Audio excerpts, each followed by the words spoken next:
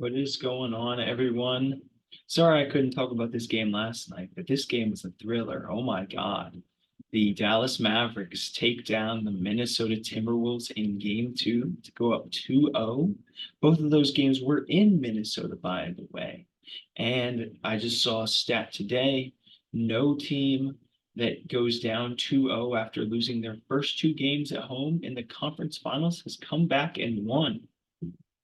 So one could argue that the Timberwolves season has just ended, but I think it'll be tougher. I think it'll be tough to take down this Timberwolves team. But Luka Doncic, oh my God, he is him, dude. That shot, I hate on Luka a lot, but that shot at the end of the game was fucking insane.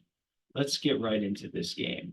This game was wild. I mean, there was a point where the T-Wolves were up 20, but they run an elementary school offense. So I mean, their offense is just straight trash, dude. So it is so easy to come back against this Timberwolves team. Let's look at these stats. Anthony Edwards, I know he put up 21. He tried, but the dude's just tired. I mean, it's his first playoffs run. He's not he's not ready, like he's not experienced enough to go win an NBA finals, I guess you could say, or he's showing lack of experience. I mean, he doesn't really have experience in the deep playoff run. First year making it out of the first round, and he's going to the conference finals, and he just had a grueling 7 game series against the reigning NBA champs. Mike Conley, he was the one guy in the starting five, in my opinion, that was actually solid tonight. Like, I mean, he hit floaters, he hit threes. I mean, he was efficient all around. So good job, Mike Conley. I mean, if the best player in the starting five tonight for Minnesota was Mike Conley. I mean, he hit some clutch shots late. I know the Mavericks still won, but Mike Conley was the number one option going down the stretch, or at least he was playing like it. He was playing like his old Memphis self. Cat once again was terrible in this game, shooting 4 for 16 and 1 for 5. I mean, the dude was benched in the fourth quarter. I mean, you can't have that out of your second leading scorer, especially when your offense is so basic and so terrible to begin with. It felt like all the Timberwolves were doing in this game was just driving and kicking. And since Anthony Edwards is off, it just doesn't work. Like, I mean, they have no other plan. Rudy Gobert, this guy's a clown, man. He got absolutely embarrassed by Luka Doncic at the end of this game, just proving that he's one of the most overrated defenders in NBA history. Like, sure, he had 10 rebounds, he had five on offensive rebounds, which is good, but this dude cannot guard anything 2 feet or away from the basket.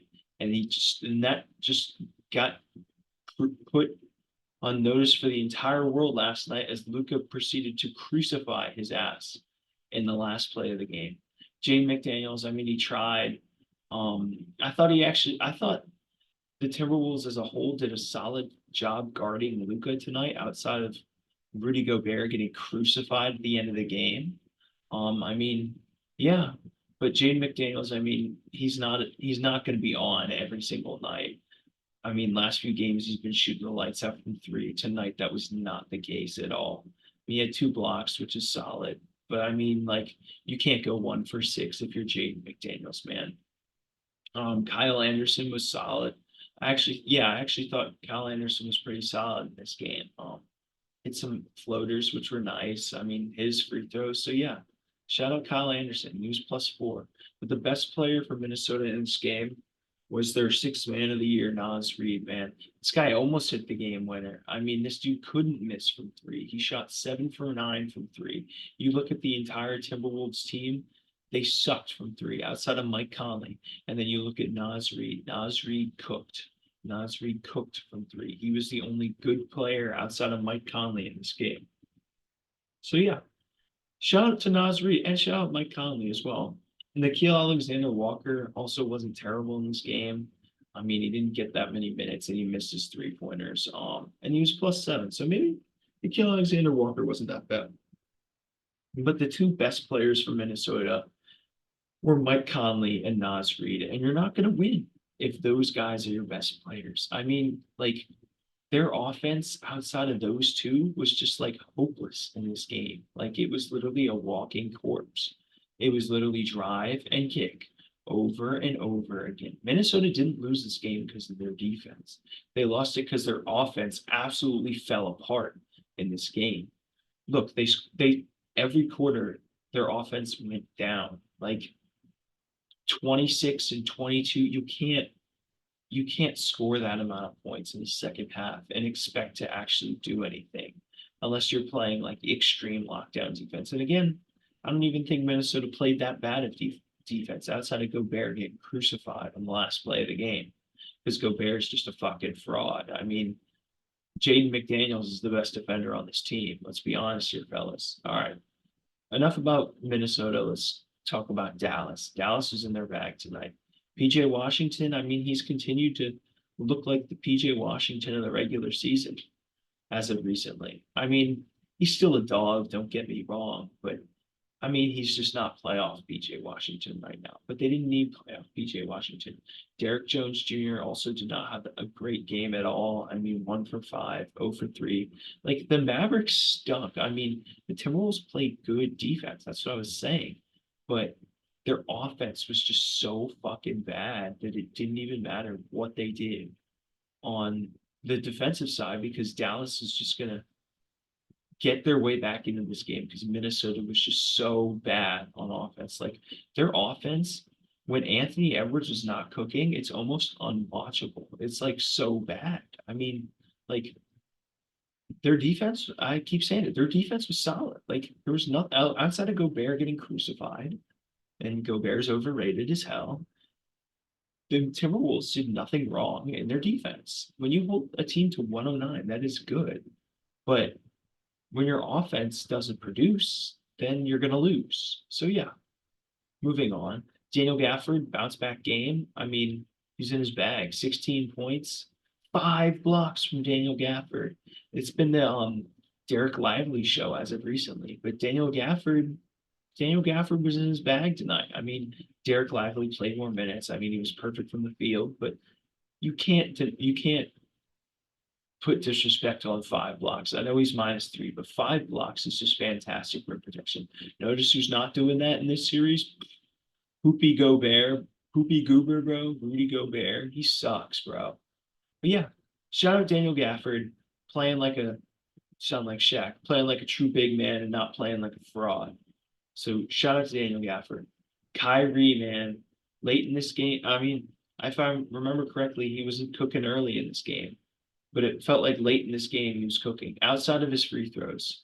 Because God, Kyrie looked like Ben Simmons from the free throw line tonight. But you know what? That's okay because he's Kyrie Irving, and Kyrie Irving is a fantastic basketball player, and he's not a fraud. So yeah, shout out Kyrie, man. He was clutching this game outside of his free throws, which almost lost them the game. So at the same, he was clutch making baskets except for free throws. So shout out Kyrie. Luka Doncic, Luka hit that shot at the end was fucking amazing. I'm not taking anything away from Luka Doncic. He put Rudy Gobert on fucking skates. But everyone should have saw that coming because Rudy Gobert is a fucking fraud. There was even a video released of like a fan, like a the fan section of Minnesota when Gobert got switched on to Luka. They were like, "Oh my god!" They were like, "We're cooked." They knew they were cooked because Gobert is such a fucking fraud.